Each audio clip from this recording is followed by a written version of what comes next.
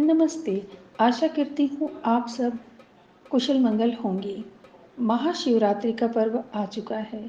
महाशिवरात्रि के महापर्व पर जहाँ बाबा भोलेनाथ की पूजा अर्चना करके उन्हें प्रसन्न किया जाता है, वहीं इस दिन रात्रि जागरण की भी प्रथा युगों युगों से चली आ रही है।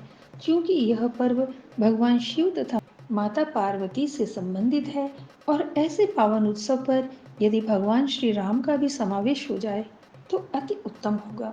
और इसी संदर्भ में हम भी बाबा की पूजा में हमारे द्वारा लिखित राम नाम की भक्ति पुष्प और शक्ति पुष्प को उन्हें समर्पित करके शिव पूजन द्वारा भोलेनाथ जी की कृपा प्राप्त कर सकते हैं।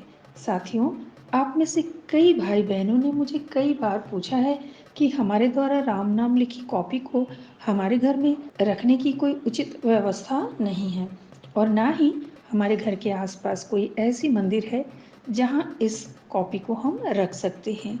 तो ऐसे में हम क्या करें? साथियों, अभी मैं जो उपाय बताने जा रही हूँ, इसे केवल शिवरात्रि पर ही किया जा सकता है। इससे सुंदर उपयोग बाबा के लिए और क्या होगा। यूं तो बाबा पर कुछ भी चढ़ा दो, वे प्रसन्न हो जाते हैं। और यदि आप राम नाम की लिखी हुई इस पुष्प को चढ़ाएं तो उससे बड़ी सुंदर और उचित व्यवस्था और क्या होगी। वह इस प्रकार है कि आपने जहाँ भी राम नाम लिखा हुआ है, आप कैंची से उस राम नाम लिखे हुए कागज को छोटे छोटे टुकड़ों में काट दीजिए, ताकि जहाँ भी राम नाम लिखा है उसके छोटे छोटे पर्चे बन जाए। अब उन्हें बाबा भोलेनाथ जी की पूजन सामग्री जैसे बेलपत्र, अक्षत, पुष्प, चंदन इत्यादि इत्यादि के साथ इन छोटे छोटे राम नाम लिखे कागज के टुकड़ों को मिक्स कर दें। फिर पूजा के समय संपूर्ण पूजन सामग्री को थोड़ा थोड़ा करके अपने हाथों में लेकर हर हर महादेव शंभु, हर हर महादेव शंभु कहते हुए बाबा पर समर्पित करते जाएं। इस प्रकार से पूजा करने पर आपके मन में अपार आनंद व शांति का आभास होने लगेगा। यह एक अनुभूत प्रयोग है, आप स्वयं जब करेंगे उसके बाद आप समझ पाएंगे। अतः आप शिवरात्रि पर राम नाम की पर्ची से बाबा की पूजा अवश्य करें। यदि कोई चाहे तो पृथक रूप से भी राम नाम लिखकर उन पर्चियों को छोटे छोटे काटते हुए जिसमें कि राम नाम लिखे हुए हैं वो स्पष्ट दिखना चाहिए और उसके बाद उन्हें शिवलिंग पर पूजन सामग्री के साथ समर्पित कर सकते हैं। ये बहुत ही सुंदर विषय है। अब दूसरा एक और भी सुंदर अनुष्ठान करने का तरीका हम बताएंगे। वह इस प्रकार है कि चूंकि शिवरात्रि पर सारी रात जागना पड़ता है, अतः इस शुभ समय को राम नाम लिखते हुए यदि व्यतीत किया जाए तो अति उत्तम होगा। यहाँ पर राम नाम लेखन को गिनना नहीं चाहिए, बस आप समय निकाल कर लिखते रहिए, लिखते रहिए। जब आपको काम करना हो तो आप उठिए, जो भी काम करके फिर लौटिए और फिर लिखिए।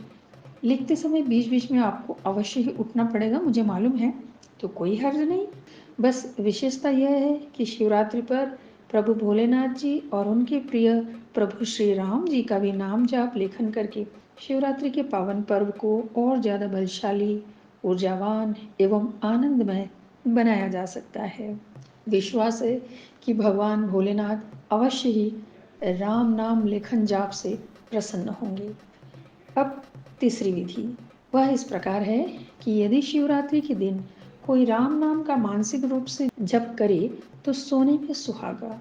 इसके लिए कोई विशेष विधि या नियम की आवश्यकता नहीं होती है, बस सारा दिन व रात्रि को मन ही मन राम नाम जपते रहें। इसके लिए जीभ हिलाने की भी जरूरत नहीं है और ना ही संख्या गिनने की। विशुद्ध भक्ति का यह बहुत ही सुंदर, बहुत ही मधुर मार्ग है।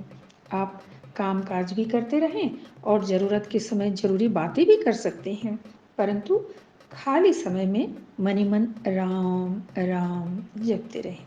हाँ, टीवी या मोबाइल देखते हुए कृपया राम नाम ना जपें। यह अपने आप में एक मर्यादित व्यवस्था है। इससे मानसिक जप की लय व एकाग्रता विकृत हो जाती है। साथियों, आशा है शिवरात्रि के पर्व पर आप बाबा भोलेनाथ जी के साथ साथ भगवान श्री राम जी को भी सानंद सेवा अर्पित करें और शिवरात्रि का आनंद उठाएं। आप सबको महाशिवरात्रि के पर्व पर अनेकों अनेक शुभकामनाएं। आप सब खुश रहिए। जय रघुनाथ जी।